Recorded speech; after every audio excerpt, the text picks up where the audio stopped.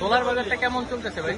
Solar বাজার আসলে বলতে গেলে কি রমজানের ক্ষেত্রে চাহিদা থাকে বেশি, কিন্তু চাহিদা অনুযায়ী এই বছর দাম একবারে স্বাভাবিক আছে। রমজান ছাড়া 130 টাকা, 40 টাকা, 20 টাকা দাম ছিল, এখন 95-100 টাকা বিক্রি করতে। আর চিনির দামটা কেমন আছে? চিনির দাম সব জিনিসের দামই কমছে, কিন্তু তেলের বাজারটা একটু কাইছে। আপনাদেরকে ডিলাররা কি তেল দিচ্ছে? তেল চাহিদা 100 কার্টন দিতে আছে 5-10 কার্টন। ভোক্তা অধিকাররা কি আপনাদেরকে জরিমানা করতেছে?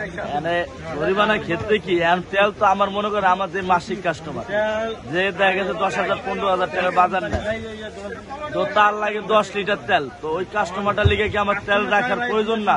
সে কি শুধু খালি বাজার নিবে?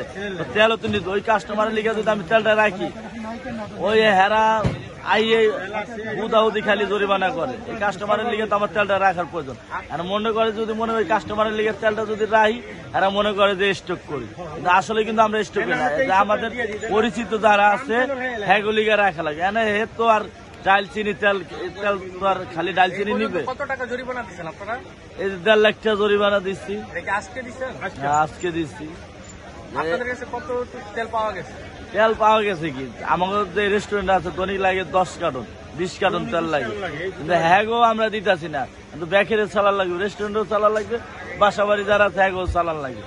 তেল আমার দোকানে তেল থাকতেই পারে। আমার তেল যদি থাকে, দোকানে থাকে, এটাও এরা শুধু শুধু করে যে মনে করে যে স্টক করছে।